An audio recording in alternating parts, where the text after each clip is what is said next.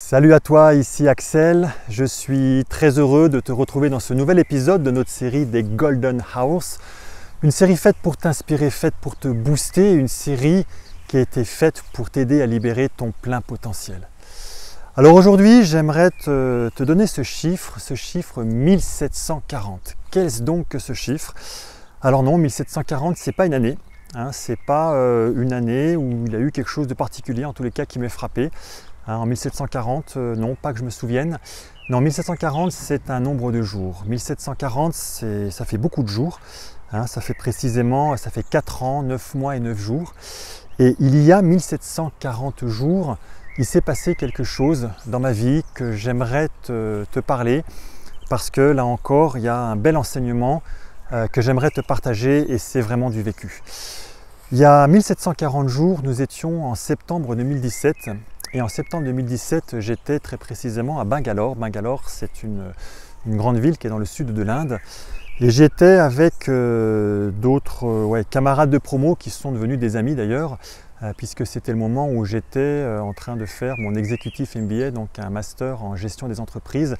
Et voilà, c'était un voyage qu'on avait fait dans ce pays-là pendant 2 semaines. Et en fait, pendant ces 2 semaines, on était, tu le comprends, des cadres d'entreprise, dans des directions d'entreprise. Et en fait, on était en contact avec un peuple qui était pas aussi éduqué à la fois, mais aussi, je dirais, avec autant de responsabilités, autant de moyens, de ressources que nous pouvions avoir. Et en fait, c'était un développement qui était vraiment basé sur une dimension humaine et qui m'a vraiment profondément marqué. Et s'il y a une chose que je devais retenir, et après, je vais te parler de ce pourquoi des 1740. S'il y a une chose que je devais retenir, c'est que tu vois, moi ce qui m'a frappé, c'est qu'en France, on a tout. On ne s'en rend pas compte tant qu'on ne sort pas, mais en France, on a tout. Tu vois, tu vas aller chez le médecin, tu ne payes pas. Quand tu quittes ton boulot, tu as un chômage pendant 2 ans ou pendant 3 ans. À tel point que si t'arrive quelque chose, tu te dis mais pourquoi est-ce que l'État n'est pas là pour m'aider? Pourquoi est-ce que l'État n'est pas là pour pouvoir venir me subvenir à un besoin que j'ai? Même à la rigueur, on est contre l'État. Mais quand tu vas en Inde, c'est l'inverse. Parce qu'en Inde, quand tu n'as pas de boulot, tu n'as pas de revenus. Quand tu es malade, tu vas chez le médecin, puis tu payes cher.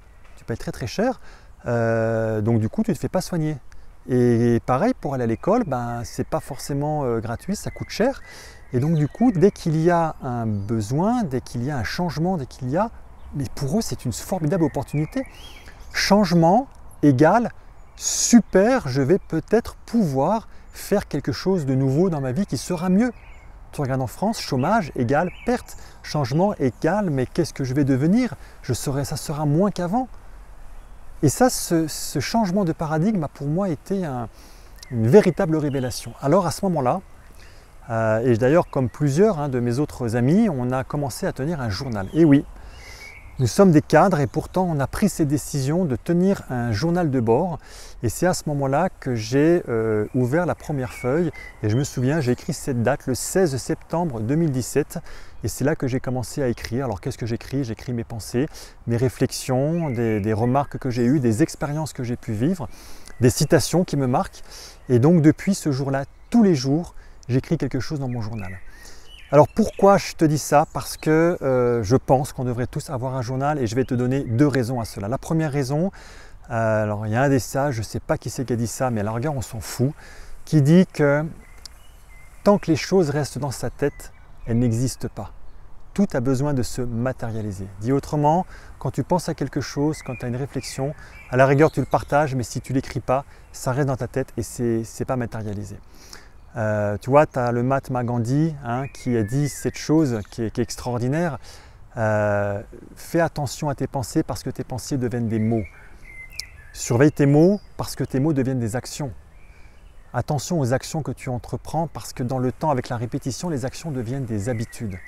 Et les habitudes, si tu continues à les avoir, elles vont forger ton caractère. Et ton caractère va faire ton destin.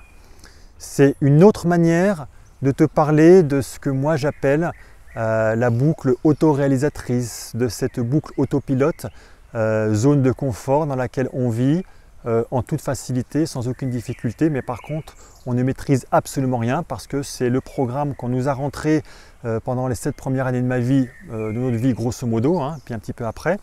Donc du coup, le programme, il est là, on ne le connaît pas, et puis donc du coup, on se laisse guider. Donc le fait d'écrire ce journal, ça permet justement d'avoir des pensées qui sont un peu différentes, de les matérialiser et d'en prendre conscience.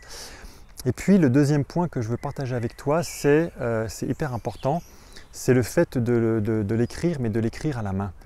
Je m'explique parce que quand tu écris les choses, ça permet à ton cerveau d'en prendre conscience. Ça permet à ton cerveau de bouger et c'est dans le mouvement qu'il va prendre. Tu vois là, je fais une vidéo, je suis dehors, je ne suis pas chez moi et très honnêtement, tu vois, si je fais l'expérience entre une vidéo que je fais dans mon bureau ou dans un endroit qui est fixe ou quand je le fais tu vois, je regarde à différents endroits, mais je me sens beaucoup plus à l'aise quand je le fais en marchant. Donc j'espère que pour toi c'est ok, que ça te pose, c'est assez confortable à la fois à voir et puis à entendre.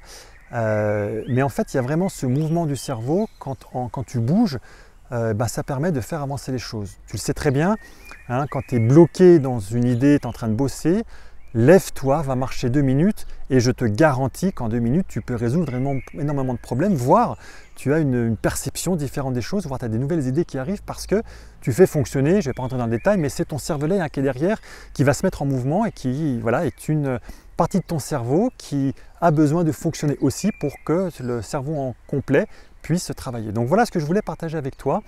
C'est 1740 jours, c'est 1740 jours pendant lesquels chaque jour j'ai ouvert mon journal et j'ai écrit dedans toutes les réflexions, les pensées que je pouvais avoir. Et très sincèrement, je pense que j'en serais pas là aujourd'hui à te parler si je n'avais pas eu cette action de base. C'est un petit peu tous les jours, d'accord? Donc tu écris tes pensées. Tes pensées, elles vont devenir des mots, mais là tu commences à maîtriser les mots que tu vas dire parce que du coup tu répètes des choses tous les jours et automatiquement tes actions commencent à changer, tes habitudes et tu changes ta vie comme ça, pas à pas. Et ton cerveau, il ne voit rien, tu le bluffes complètement. Ton cerveau, quand ça fonctionne petit à petit, il ne se rend pas compte des choses. C'est quand tu veux tout changer d'un seul coup, là il dit stop. Lui, le changement brutal, ça lui fout la trouille parce qu'il se dit aïe, il se passe un truc, ma survie, là c'est trop violent, on arrête. Toi, quelqu'un qui dit j'arrête de fumer du jour au lendemain, quelqu'un qui dit je vais prendre un régime et en 3 jours, 30 jours, j'arrête et je vais grossir. Le cerveau il va dire ok, fais-le. Puis au bout d'un moment il va dire maintenant on va arrêter et puis tu refumes 1 cigarette, 2 cigarettes, 3 cigarettes, tu commences à manger etc. Qu'est-ce qui se passe derrière? Tu fumais 10 cigarettes par jour, ton cerveau il va dire ok, 10, on va monter à 15. Comme ça recommence son truc. Et derrière, on aura un petit peu de sécurité. Et souvent, les personnes qui reprennent du poids, derrière, elles reprennent beaucoup plus de poids. D'accord? Donc, c'est vraiment pas à pas. Ce qu'on a mis des années à construire, on va prendre aussi un peu de temps, moins de temps, à le déconstruire. Et très sincèrement, ce journal tous les jours, il n'y a pas que les enfants. On dit aux enfants de le faire. Franchement, c'est un outil qui est merveilleux et qui fonctionne admirablement bien. Moi, je le dis à toutes les personnes que j'accompagne, prenez un journal, prenez un cahier, mais qui est beau, un cahier qui est premium parce que vous êtes une personne unique. Vous êtes la seule personne avec laquelle vous vivez 24 heures sur 24, 7 jours sur 7. Donc prenez soin de vous. Traitez-vous en première classe. On sait être en première classe, donc on prend un beau cahier. Moi, j'ai des super cahiers que je prends. Voilà, c'est Moleskine ou des choses comme ça. Mais vous avez un beau crayon et vous écrivez dedans. Et vous vous faites plaisir, vous mettez de la couleur, vous dessinez, vous faites ce que vous voulez. Vous vous exprimez à l'intérieur. Mais faites-le. Faites-le et progressivement, vous allez changer votre vie comme ça.